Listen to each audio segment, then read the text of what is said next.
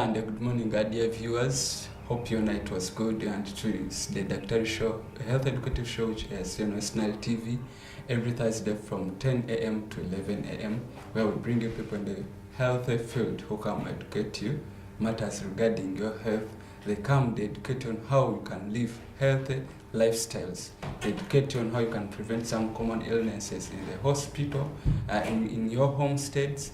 They teach you the simple management. Maybe in case it's first aid, you get maybe an emergency. How can you manage those emergencies? Then you rush to the hospital for further professional management. And today our topic of discussion is going to center around sickle cell. We have seen often most people complain of sickle cell. They are producing children who are having sickle cell. Today we have a specialist and expert who's going to take us through what sickle cell is. How can you know that sickle cell, like your child or you as an individual, you have sickle cell? Then also you take us through the preventive measures. How can you prevent producing children who are having sickle cell, and also the hospital management in case you have a child who is living with sickle cell. And we saw a study which was done of recent in Uganda in 2023 which showed that there is a 14.1% prevalence of sickle cell children here in West Nile, meaning it's a bit high and it's a healthy concern, meaning we have to pay much attention to it. And also we request you, our viewers, to pay keen attention and listen to whatever you tell us and how to prevent getting children who have sickle cell. You're most welcome to the DAKTARI show. Mr. Herbert, you can introduce yourself to the viewers.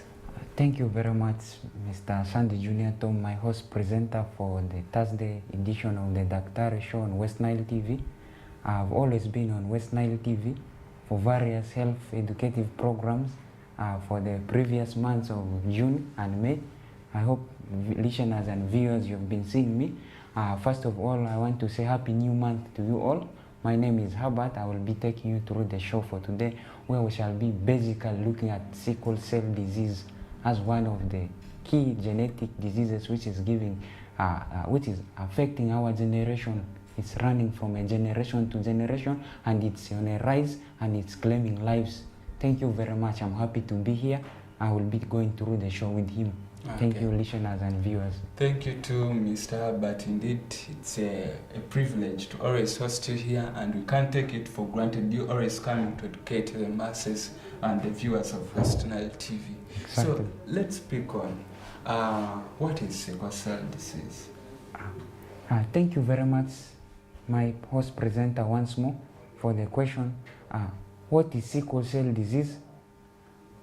Very many people have been asking that question, of which when you tell someone your son or daughter is having a sickle cell disease, they always ask, what is sickle cell? It looks strange to them. They are not aware of sickle cell. When you look at sickle cell, I will say it's a hereditary disease. Hereditary meaning you pass it from parents, from your parents to the children, from parent to the offspring. So you will define sickle cell as a hereditary disease, in simple terms, passed from the parent to the child, affecting the child's red blood cell by changing its shape and reducing its oxygen carrying capacity. Meaning it's through the red blood cells that oxygen is delivered, and when the disease is passed from the parents to the child, it changes the shape of the red blood cell. In a red blood cell, it looks like a donut. I hope all of you have seen a donut.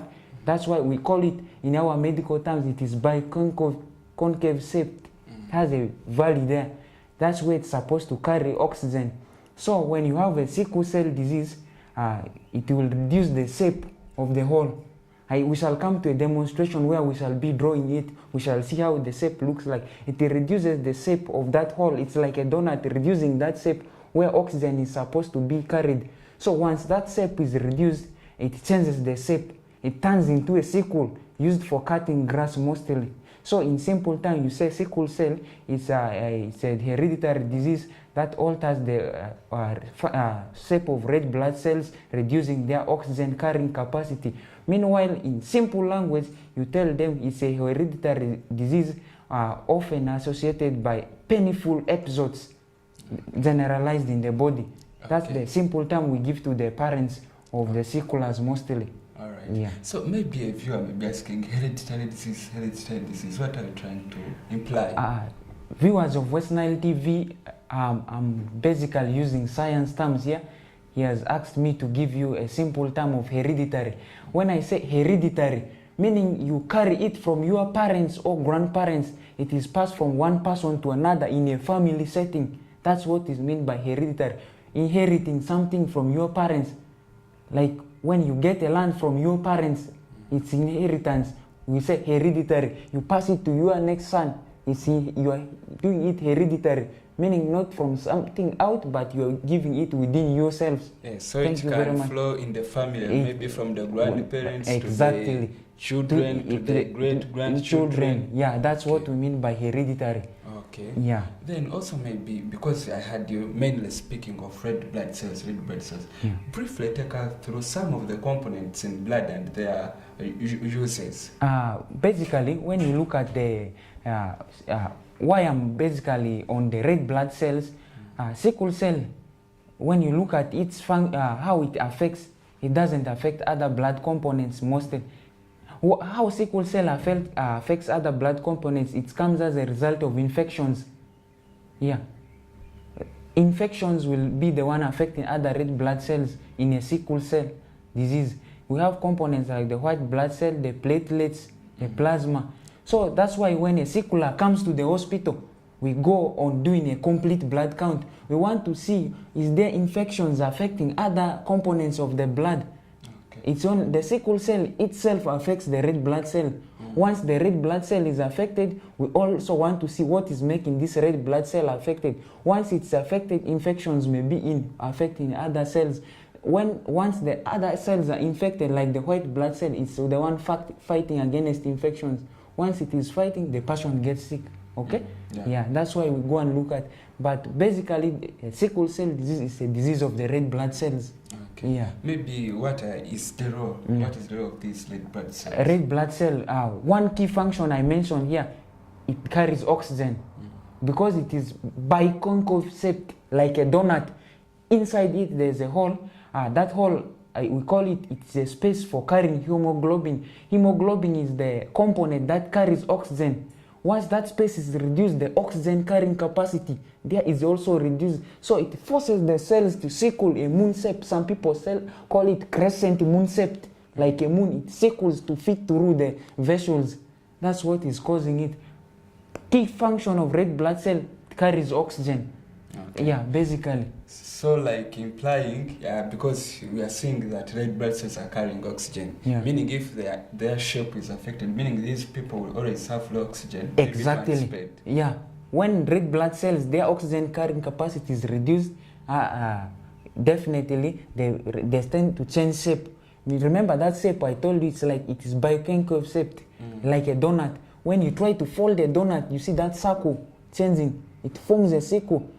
The moment when you break that donut, it breaks off completely.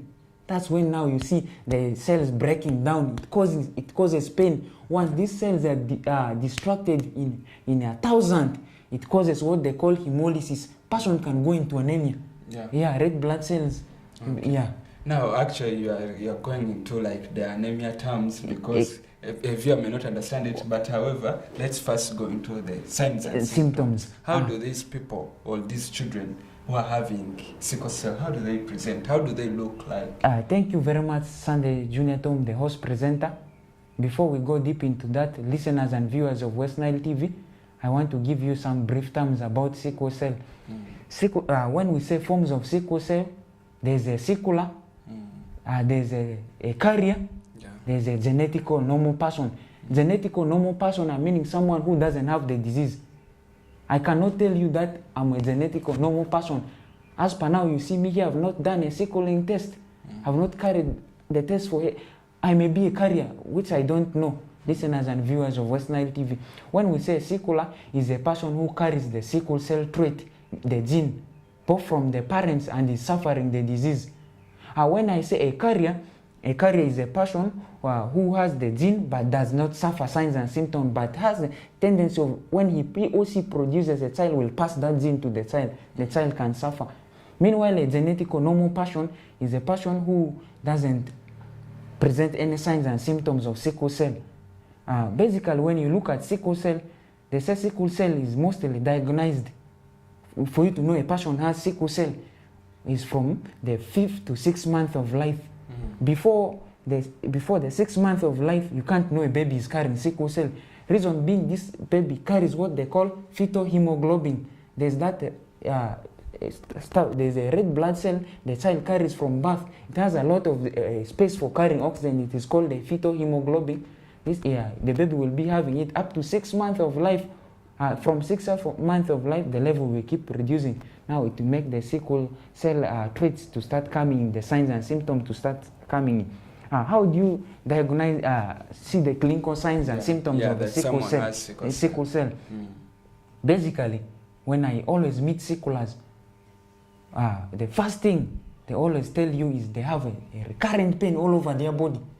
Like generalized body pain? They tell you it's cutting in nature. See their joints paining everywhere, they keep complaining.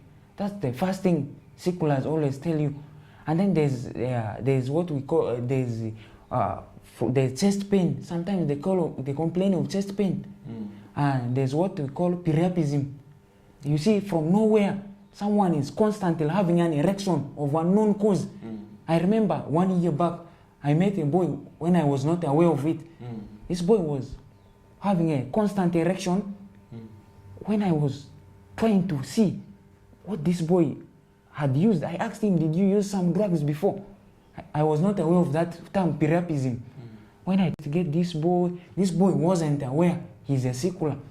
This boy came to the hospital. When we tried to give some painkillers, I was aiming at the pain. The erection reduced.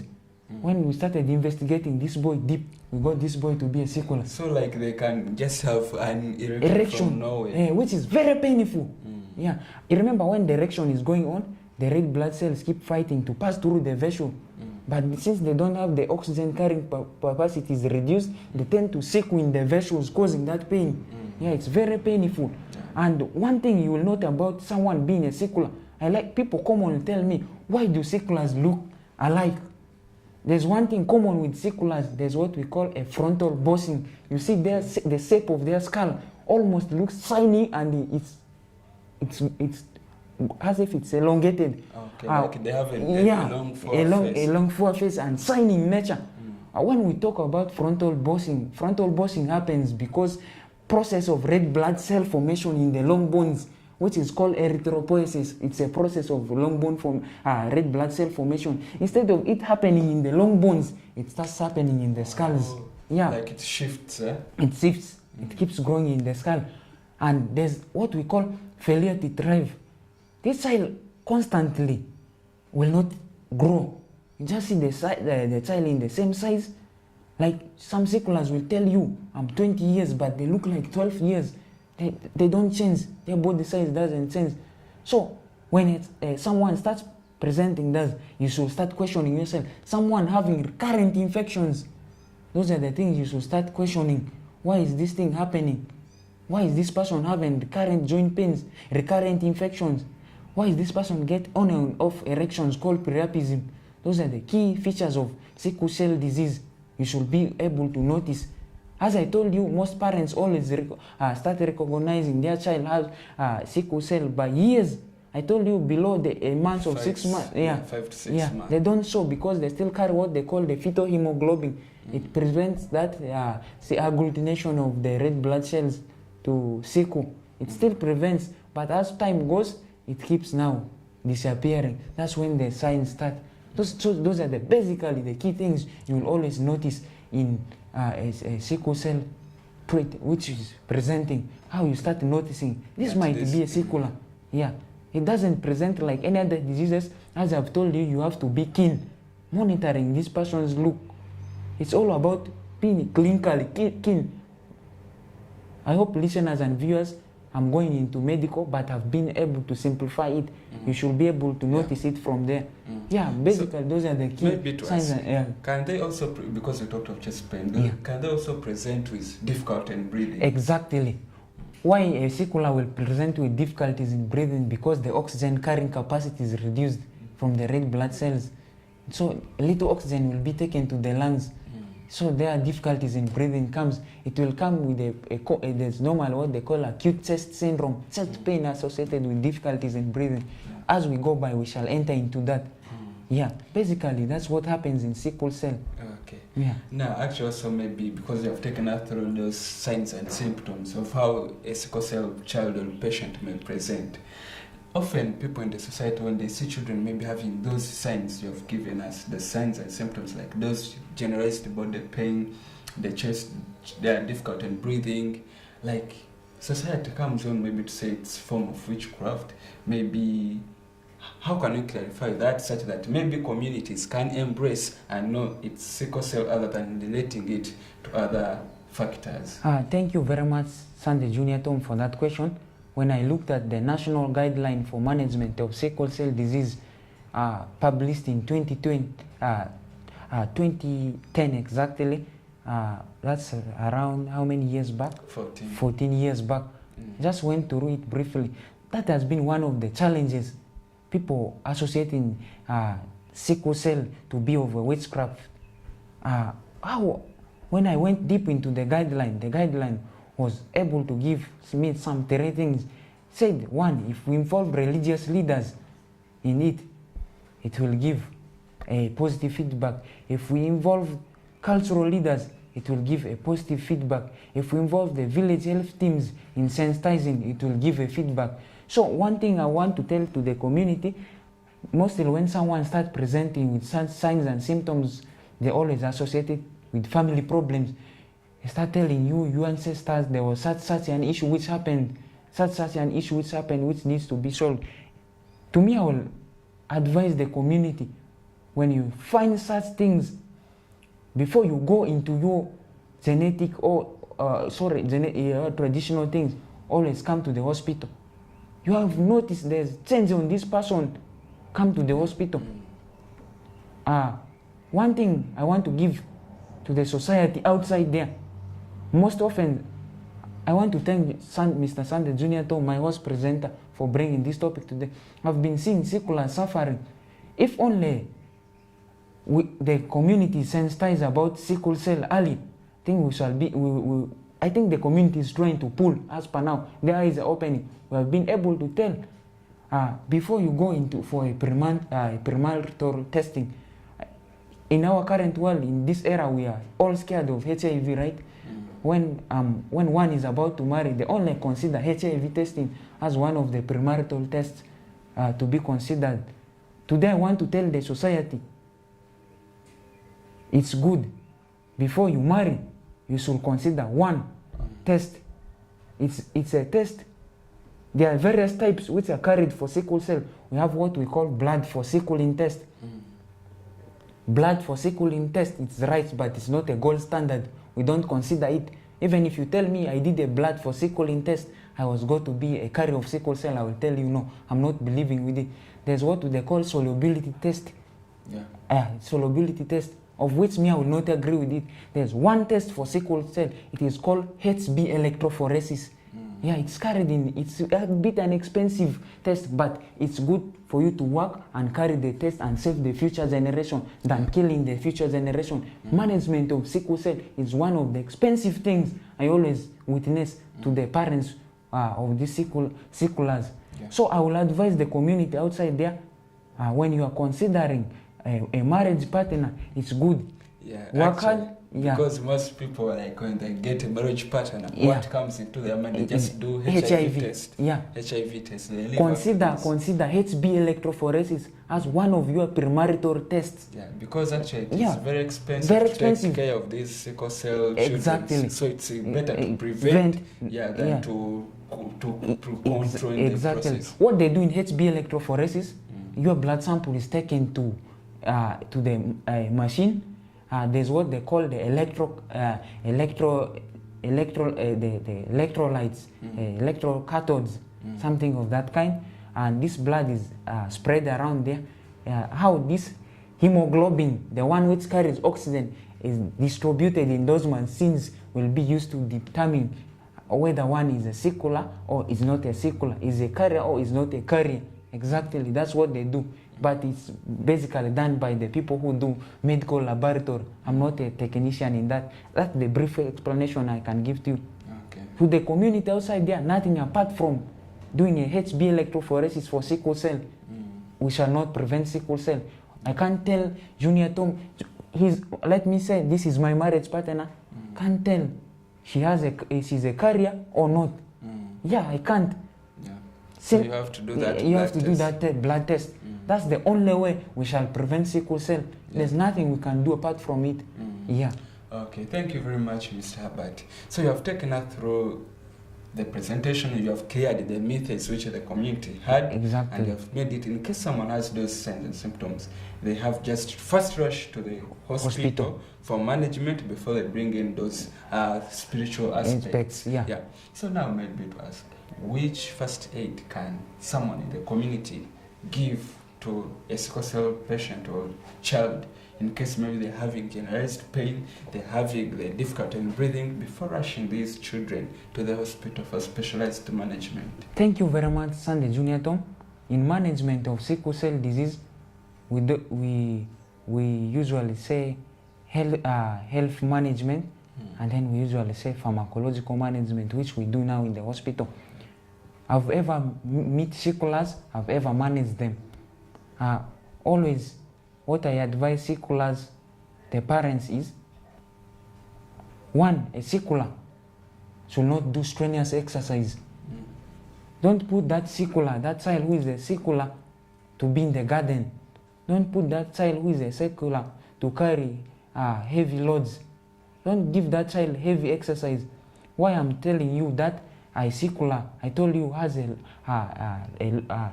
when once goes into a strenuous exercise, there's what we call exercise intolerance.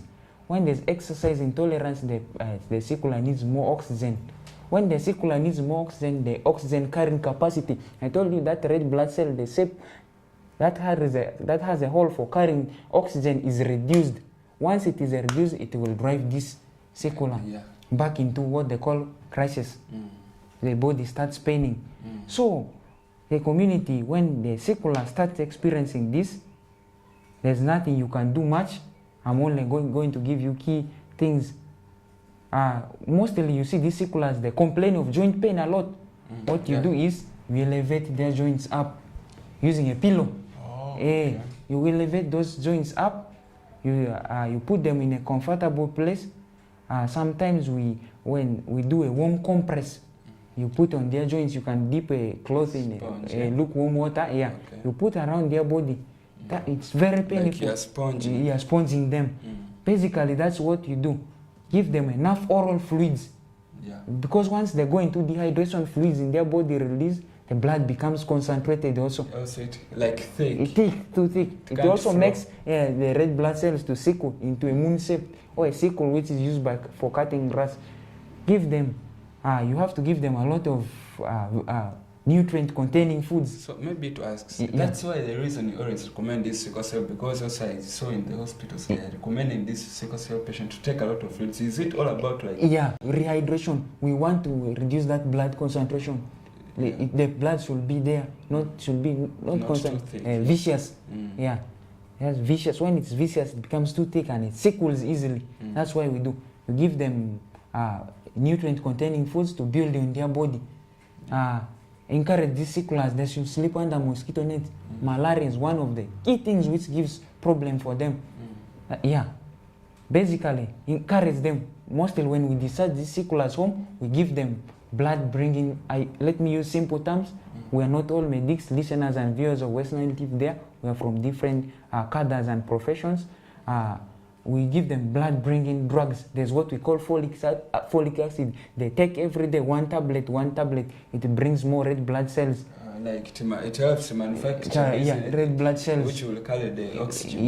We also give them Fancida. I know most of the people know Fancida. It was a drug which was brought long ago. I know it as a drug which is going to this pregnant women to prevent malaria. We give them. Also, we give to this sickle cell. They take it monthly, always to prevent them from going into malaria. So when a sickler, you as a parent to a sickler, you know, mostly the crisis starts when it is very cold. During cold weather, keep these sicklers in warm, Yeah, in then warm later places. put on tight Yeah. clothes. Basically, when you see a sequela in crisis, don't keep home, rush to the hospital before it's late. Because we may don't know, we may be talking of being a sequela, but person is going into sickle cell anemia because there's already massive destruction of red blood cell. Bring to the hospital, we have to do our investigations to see how the red blood cells are, how the hemoglobin, which is carrying oxygen, is. If anything, we do our blood transfusion, we give blood.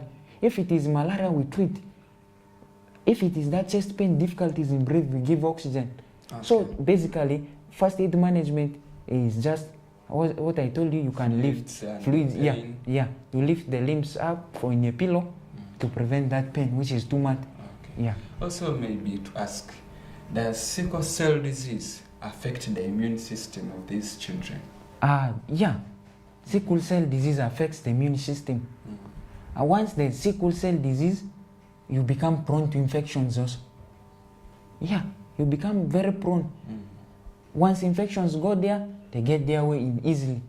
Yeah, okay. It reduces the immune system.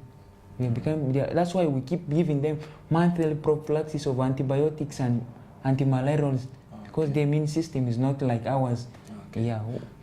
All right, thank you very much, Ms. Herbert. Hope our viewers are getting to note of the things you are supposed to do for a sickle cell child. In case this child is presenting with pain, Ms. Herbert has told us you can elevate the legs such that like you relieve the pain. You can do some tepid sponging. You sponge with some lukewarm water on the areas where the child, maybe the person, is complaining of pain. Then also he has told us they always give out folic acid to help the body manufacture more red blood cells in order to carry enough enough oxygen required for the body tissues and cells. Then also encourage taking a lot of fluids, because these children always their blood tends to become too thick. So when you you encourage these children to take more fluids, it will help dilute or make the blood light or like easily to flow, not too thick. Then I also encouraged, like they give Fancida for management. They take it monthly. Yeah, per month. Yeah. Okay. Yeah. Thank you very much, Ms. Herbert. Let's first get into a short commercial break. Then we shall be back in the next segment where he will show us how can it, like a couple, produce a sickle cell child. He'll give us those crisscrosses. Then you will know the advantage of always doing these pre-marital tests before you marry, because it will save you from spending much on the sickle cell children. Thank you very much. Let's get back.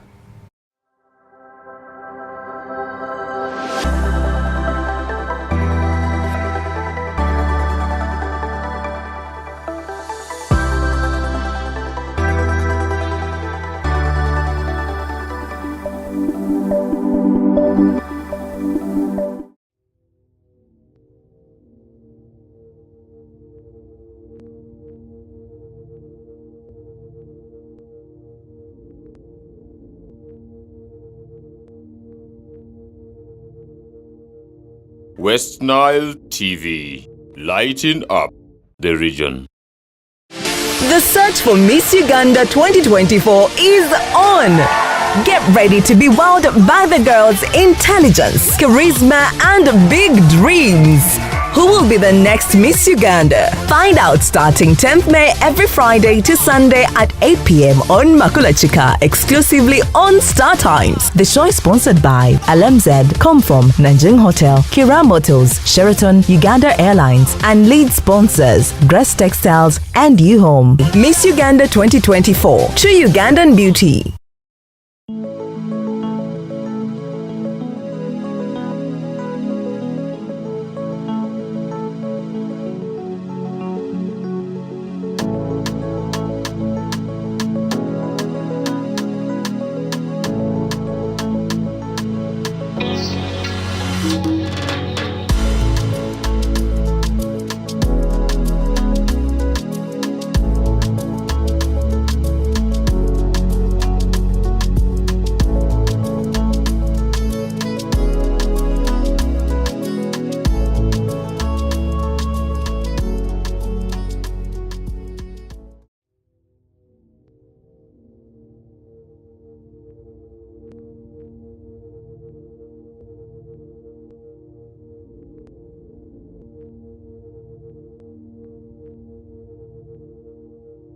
West Nile TV, lighting up the region.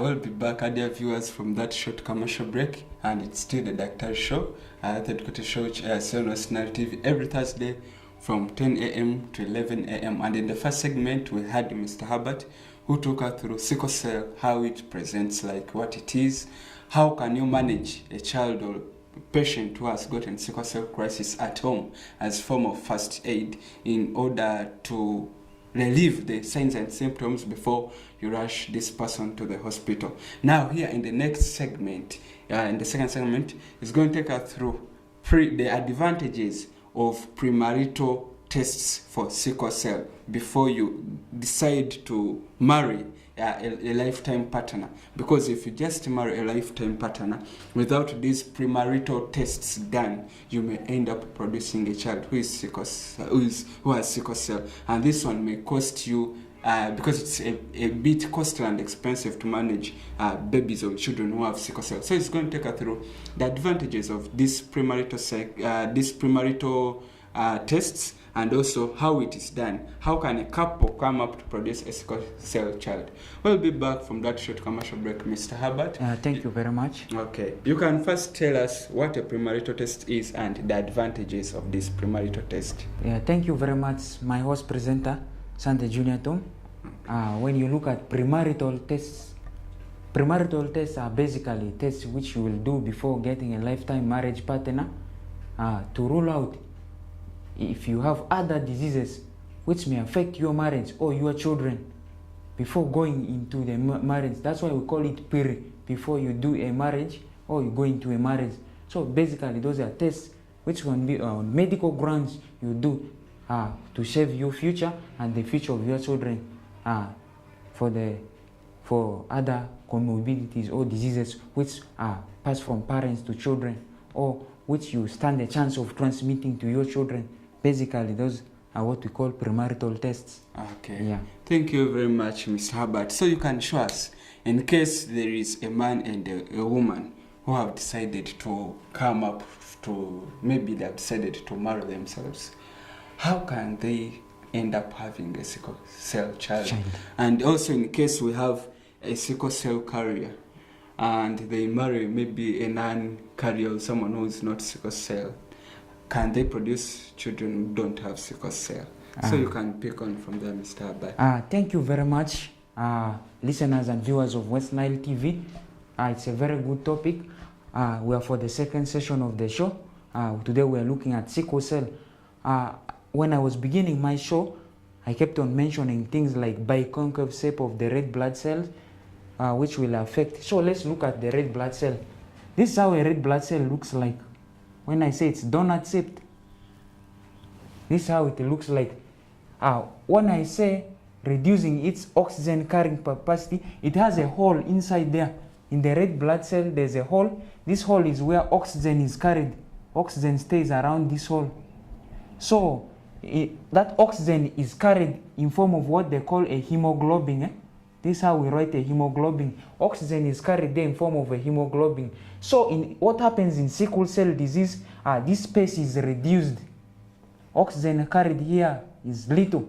And once the oxygen carried here is little, when this red blood cell is moving through a vessel, its size changes. It tends to change its shape into a moon shape like a sickle. That's what happens in a sickle cell disease. So in sickle cell, when you look at the red blood cell, it carries two components in the hemoglobin. There's what they call the alpha cells and what they call the beta cells. This is how they do it. They are called the beta cells in this red blood cell. So what happens in a sickle cell, what makes one get a sickle cell is when in this hemoglobin, they are what they call protein chains. Those protein chains are called amino acids. So in those amino acids, they are what we call beta cells. They are around 6 6 of them chained in a line. So what happens in a sickle cell, in the space between the 6 proteins, there's always a replacement by an acid called glutamic acid. That acid is called glutamic acid. When that acid comes and binds here around in the 6 space of these amino acids in the hemoglobin, it changes the shape of the red blood cell into a crescent or moon shaped. Why? Because of effect of this glutamic acid. So when it binds here, when you go and do a HB electrophoresis for sickle cell, instead of a normal person who is not having a sickle cell, who is not carrying a sickle cell, when he or she goes for an HB electrophoresis, which is the gold standard for testing sickle cell, the HB will indicate in the machine as HBA. Okay? So when I get my sickle cell, when this acid binds here, which is called the glutamic acid, when I do my HB electrophoresis test, instead of my sickle cell, my hemoglobin being HBA, which is the normal, it will turn to be HBS. Meaning now I'm a carrier. I may be a carrier or I may be a sickler. That's what happens in sickle cell, basically. So what happens? What happens when you don't screen? You and your marriage partner don't screen, and you end up marrying. You don't know your sickle cell status. What happened? We have the man, we have the woman. Okay, have the woman. This man has a normal hemoglobin. This is the man's hemoglobin. A man has a hemoglobin what? A and A. This man is normal. For him, he doesn't carry any sickle cell. But the woman has a sickle cell, carries a sickle cell trait. Okay? The woman carries the sickle cell gene. So these two people have not screened before marriage, and they ended up marrying. So these are the parents of this child. These are the parents. They ended up marrying. So when these people have children, they will be able to do what? Produce children. This is their firstborn. Their firstborn will carry what? A gene from the father as HBS. The secondborn will also carry what? HS. Again, when these people have children, these people will be carrying HS. Okay? These people will be carrying as hemoglobin SS. HASS. So you will find after these people producing, their children will be all what? Carriers of sickle cell. They have the sickle cell. Father wasn't having sickle cell. Mother was having a sickle cell trait, but wasn't. These people, they are going to produce all sickle cell carriers. Okay? They are going to produce sickle cell carriers. So we will find when these carriers may not also produce, may not also give the disease, but they carry the gene. So like implying when there is a sickle cell woman and the man is not having sickle cell, the two can produce children who are carriers but normal. Yeah, but normal. Okay. Out of which one may be even suffering the sickle cell, or they may not. Okay. So that's what happens. So you will find when a sickle cell, a non-sickle cell person, which has HB of SSS, the man, and then the woman also has HSS. We said when a man who doesn't have sickle cell marries a woman who has sickle cell, they may end up producing carriers of sickle cell. But the children being normal? They may be normal. Okay. They just carry the gene. So let's leave that one there. Then what happens when a woman who has sickle cell marries a man who has sickle cell, but they are not aware of their status? All these people will produce children with sickle cell, not so? You can maybe show us how it can come about. Okay. These people will produce all sickle cell. Why? Because they will be transferred through the genes. Because the parents all carry the genes. As I'm seeing it here, you can see it here. The genes will be crossing from one region to another, going to the other. Okay. Yeah, that's how it happens in genetics. Yeah. So all this, since these people too, the man and the woman, they carry the sickle cell gene, when they marry, they are all The going children to also will be carrying sickle cell, confirmed. From here, this man had no sickle cell, this woman had sickle cell. They were only producing carriers. So let's look at when these carriers now marry, what happened? When these carriers marry, they all carry SSS, not so? Yeah. Yeah. One normal hemoglobin, one sickle cell hemoglobin. This is the man and this is the woman. The woman has here. So when these carriers of sickle cell marry, these people are going to produce the first child. They may produce the first child normal. So when there are two sicklers, they have a probability of producing a child who doesn't have sickle cell. Okay. Here they have produced the normal child. Again, when they may go for the second child, they will produce a carrier. Okay? Yeah. When they go for the third child, they will produce a sickler. This one already has a sickle cell, okay? When you see here, they may go there, they may produce a normal one. Yeah. So now maybe also you can clarify to the community and the viewers. You are saying a carrier. Who is a carrier? Thank you very much for that question. I remember earlier on when I was talking about the forms of sickle cell disease, I said the carrier is a person who carries the gene of the sickle cell, has that sickle cell in the blood, but doesn't show the signs and symptoms, but when they produce, they give to their children. In simple terms, that's what they call a carrier. Okay. So let's look at when carriers marry, they have a tendency of producing children with sickle cell. So there is a probability to produce normal children, carriers, and those who have sickle cell. Exactly. Okay. So what happens, importance of doing an HB electrophoresis, I hope you have now seen here. When you do, you know which one carries which in the gene. So what happens when a normal man who has done an HB electrophoresis knows the status of sickle cell, and a woman who has done HB electrophoresis knows the status of the sickle cell? When these people marry, what happens? These people all carry normal hemoglobin. This is the man, this is the woman. The woman carries, this is the woman. When these people marry, these people throughout, they will produce normal children. Okay? They will produce normal children. These people will not produce carriers. Their children will all be normal. Hope you can now see the difference from here. Yeah.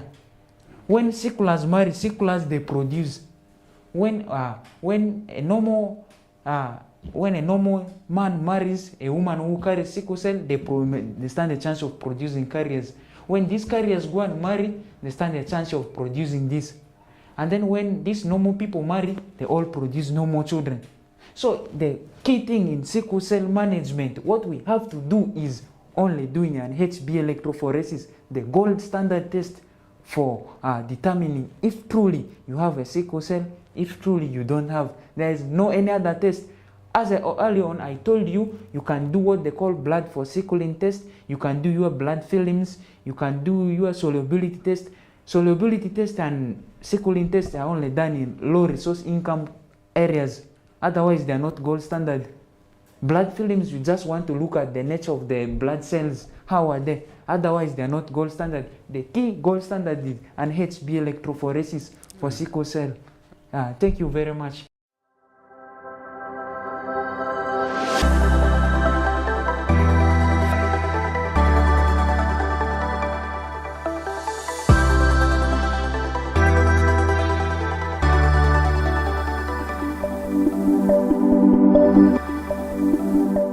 We'll be back, dear viewers, from that brief illustration on how couples can end up producing children who are sickle cell, who have sickle cell, maybe the carriers, and also producing normal children. Thank you very much, Mr. Herbert. Yeah, thank you. And also our viewers, I think they're appreciating it. Has been some good work. Yeah. So, suppose there is a man and a woman. They are carriers of sickle cell. But now for them like that, gone an extra mile. They love themselves. And they have come to the hospital maybe before they decide to have a child. You have done that HB test and you have found out that these two people are having sickle cell carriers. And we saw when there are two sickle cell carriers, they have a probability of producing children who will do it, who will have sickle cell. who have those signs and symptoms which we can present as sickle cell. So how can you guide us? Which counseling can you give me to leave my partner whom I feel like we love ourselves? Thank you very much, Sunday Junior Tom, the host presenter, for that question. It's a very technical one. It has happened in very many, not only in sickle cell, but in other diseases also. Yeah, you find in one way or the other, some people are almost going to the church for a marriage, or they're almost declaring everything to the world. But one factor or the other pulls them back, of which it gives a decision which is hard to be made. So, before we go that we present these people to counselors, of which the counselors will do their best to see what they can do. But you will find an extent where there's what we call now a blood bond, a blood off or a blood bond now, which you even tell they may accept here or still go out there and say, let's just leave those people. So if people have gone into that extent where they feel they can't do without each other, we have to do a genetic counseling. A genetic counseling of which, as my previous illustration went on, you explain to them what will happen, and they will have to accept the children they produce as they are. You have to explain to them the negativity is all. If they are ready to withstand, they should accept the children as they are. But now, if they accept now by the children they will produce, will suffer. Of course, that's why I said you do your best, you counsel, you do everything, but you find them sometimes going out, they continue. Now, when they come back to you, telling you the same thing, and that's when you now go into a genetic counseling, telling them accept these children as they are. Yeah, because you cannot discourage them. We told you, you suffer, you do what, you did this. No, you just do a genetic counseling. Yeah, in that genetic counseling, you'll teach them how to now stay with these children, how to keep these children, to accept them as they are, and things like stigma, they should avoid them. You teach them how the features of sickle cell, how they do. By the way, sometimes when you look at our sicklers here, they even die because of mismanagement. They are not given the features of the disease well. I've interacted with many of them. Many of them I know them physically because I've ever worked on them.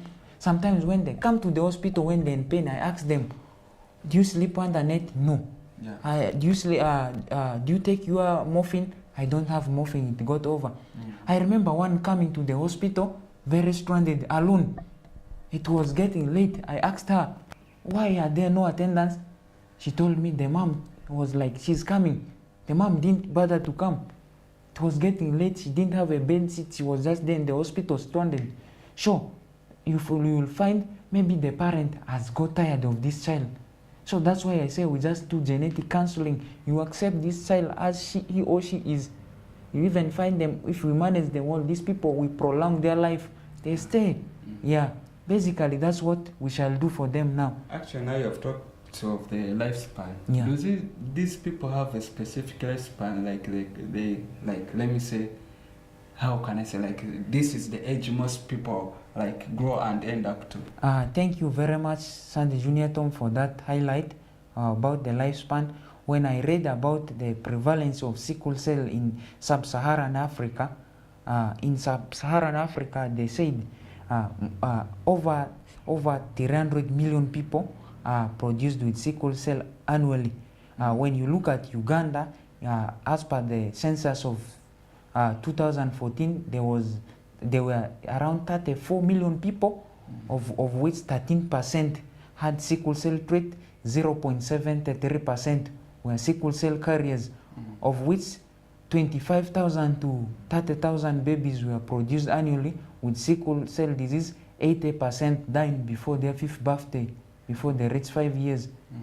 So when I try to reason on that, so I think for that range, what is bringing that? Is it because the parents are not aware how to manage, or children stand have a tendency of developing complications and diseases easily.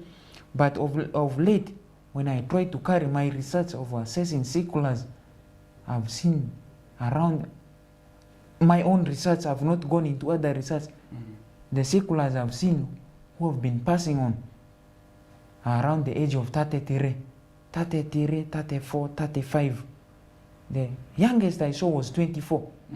So when I tried to weigh the number of sequelars who passed on, most of them were ranging at the age of 33, 32. Okay. So that thing gave me a picture as if there's a lifespan around there, of which I'm still trying to do a research on it. Okay. That's the brief research I try to carry on ground. Yeah.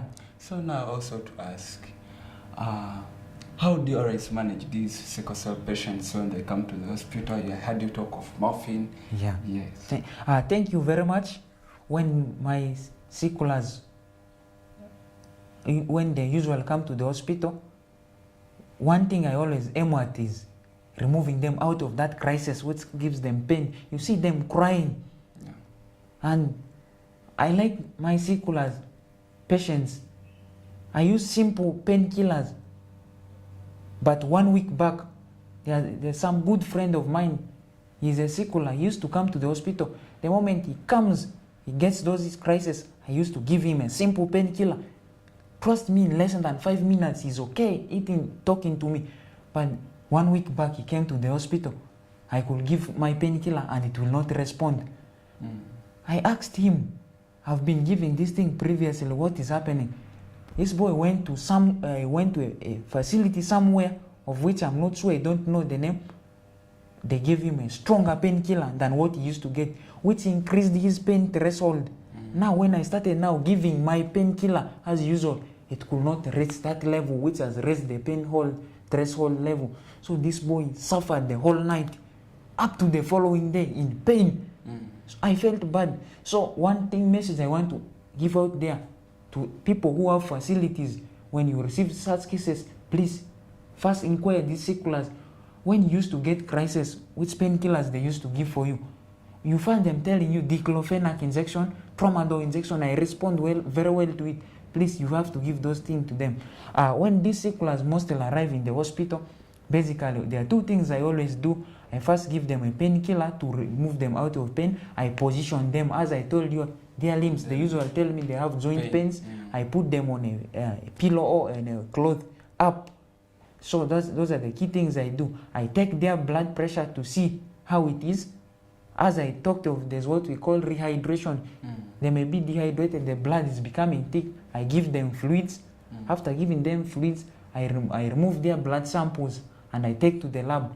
Why I'm taking to the lab, I always check for malaria and infection, and I want to see if there's anemia.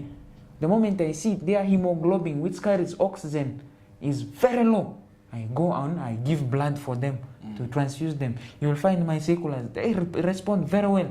And the moment, if they're not badly off, if their oxygen is okay, their breathing is okay, I see they are stable, they can go home, I send them back home on my prophylaxis of, I talked of folic acid, I talked of Fansida, I talk of Pen V for antibiotics, you take monthly. So I tell them to review. Looking at the stuff of oral morphine, when you look at, there's what they call a palliative care for lifetime diseases which will be with us there till we take our last breath. We have to take care of them. It's called palliative care. So we connive with the palliative team. Usually when these sicklers come to the facility, you tell them, do you have your morphine? I don't have. You go to the palliative team, you tell them, I have a sickler, this. Do you have the file here? If there's no file, we open them a file such that they be coming for their oral morphine when it's get over. We intervene with them, they come. Sometimes we pick a morphine, we come and we give them. So that's how we basically intervene. Because morphine, we don't handle it anyhow. It's a drug which is not good to deal with anyhow. It's a specific team which handles with it. So we basically link with them because sickle cell is a lifetime disease. Okay. Yeah. So in nutrition-wise, which foods do you always recommend them to eat? Mostly for sicklers, we give nutrients, energy-giving foods. we give proteins, we give fruits, vitamin C. One thing I forgot to tell you about features of sickle cell, there's recurrent ulcers, leg ulcers. You find these people. I also have a friend, he's a sickler. Before I knew him, I used to see him always coming for wounds. He has wounds in his leg. Maybe you can clarify when you talk of ulcers. Yeah, A viewer may just listeners and viewers know of this. West Nile TV, ulcers basically is just wounds, not that one in the stomach. In the stomach it creates wounds, but they're what we call leg ulcers. There are some chronic wounds which don't heal. We call them ulcers. I had a friend, for him, before I became friends with him, I used to see him coming for wound dressing daily. To me, one time I asked him, I said, what happened? Did you get an accident? Started narrating to me his story. He told me he's a sickler. He just got a wound and this wound is failing to heal. They need a skin grafting. So up to now, the skin grafting has been done. He's now okay, though he's receiving his treatment. So you'll find, let's encourage these people to take a lot of fruit, vitamin C, in case these people get wounds like that. It promotes healing. Yeah, because these people have a tendency, poor healing of wounds in them. So those are the key things. You have to give them plenty of oral fluids, juice and other things. All right, as we are almost coming to the end of the program, how can the community, how can the viewers outside there prevent this sickle cell disease? Thank you very much, listeners and viewers of West Nile TV. Before I now go to my laboratory thing of emphasizing on HB electrophoresis, as you are going into courtship, please and please, even in the medical field, whenever you come to the hospital, when we are taking, why you have come to the hospital, there's what we always do. We call it family history. We always ask you, do you have a family history of any chronic illness, being diabetes, being pressure, being epilepsy, being sickle cell? We always ask. But today I'm tasking you people out there, listeners and viewers of West Nile TV, as you are going into courtship, today I want you to be the medical personnel there to do the family social history. Ask your partner, do any of your relatives carry such a disease? It's healthy. Ask them. Ask. The moment they tell you, we only had this, so that one should give you a picture of how you are going to do. Don't only consider HIV as a premarital test. Blood for sickling is there, HB electrophoresis is there. So it's important. That's my key message I will just give here basically. I will not give anything apart from that. Okay. Yeah. All right.